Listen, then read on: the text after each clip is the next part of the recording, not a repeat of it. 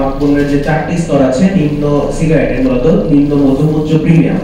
এই 4টা স্তরকে আমরা চাচ্ছি যে নিম্ন এবং মধ্যম এই দুটো স্তরকে এক করে দেওয়ার জন্য, এবং নিম্ন মধ্যম স্তরকে একত্রিত করে 10 টাকা 10 শলাকা যে সিগারেট আছে তার খুচরা মূল্য 90 টাকা নির্ধারণ করা, এবং উচ্চ স্তরে 10 শলাকা সিগারেটের খুচরা মূল্য 140 টাকা অপরিবর্তিত রাখা, এবং প্রিমিয়াম স্তরে 10 শলাকা সিগারেটের খুচরা মূল্য 190 টাকা নির্ধারণ করা। আর আমাদের আরেকটা প্রস্তাবনা হচ্ছে সিগারেটের খুচরা মূল্য 67% সম্পূরক শুল্ক ও 15% ভ্যাট এবং 1% স্বাস্থ্য উন্নয়ন চার্জ বহাল করা। এটা হচ্ছে আমাদের একটা প্রস্তাবনা ছিল, এবং সেই দাবিতে মূলত আমরা আজকে সংবাদ সম্মেলনে অংশগ্রহণ করছি।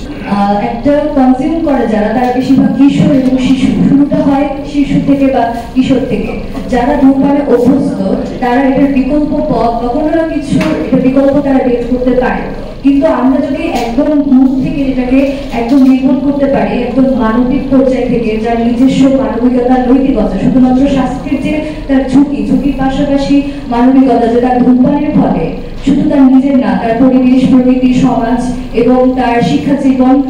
তার পারিবারিক জীবন, সমাজ জীবন, রাজনৈতিক জীবন সবকিছুতে একটা প্রভাব ফেলে, এটা খুবই নেতিবাচক। তো আমরা যদি মানুষের মধ্যে এই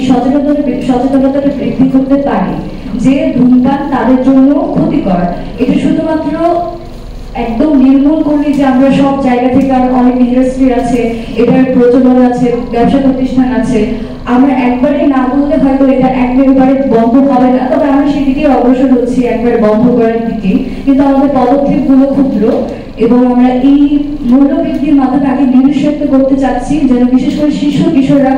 অ্যাডিক্টেড না হয়, এবং তারা যদি অ্যাডিক্টেড না হয় তাহলে ভবিষ্যৎ প্রজন্ম আমাদের বেঁচে যাচ্ছে, এবং যারা বর্তমানে অ্যাডিকশনে আছে তারাও এটা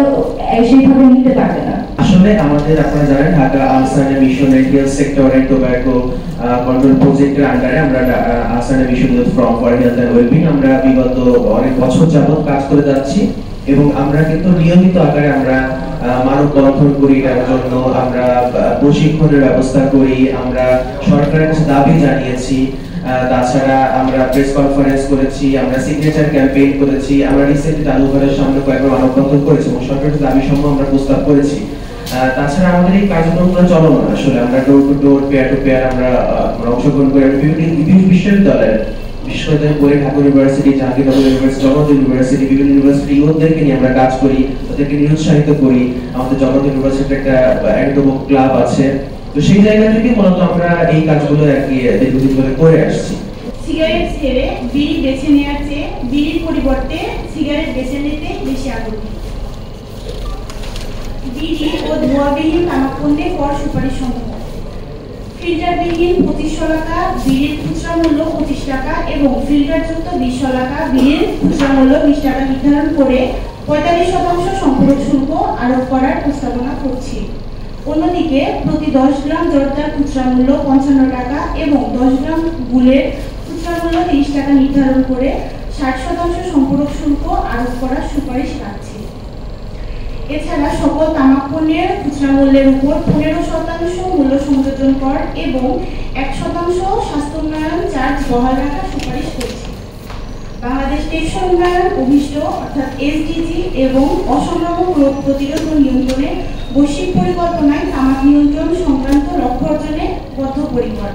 এসব লক্ষ্য অর্জনে তামাক পণ্যের কর বৃদ্ধি হচ্ছে একটি ব্যয় সাশ্রয়ী পদক্ষেপ। 2025-26 অর্থবছরের জন্য প্রস্তাবিত তামাক কর সংস্কার একটি সুস্থ তরুণ সমাজ তথা সুস্থ জাতি গঠনে অবদান রাখার পাশাপাশি দেশের স্বাস্থ্য খাত ও উন্নয়ন অগ্রাধিকার সমূহে অর্থায়ন এবং টেকসই কর ব্যবস্থার উন্নয়নে উল্লেখযোগ্য পরিমাণে অতিরিক্ত অর্থের যোগান দেবে।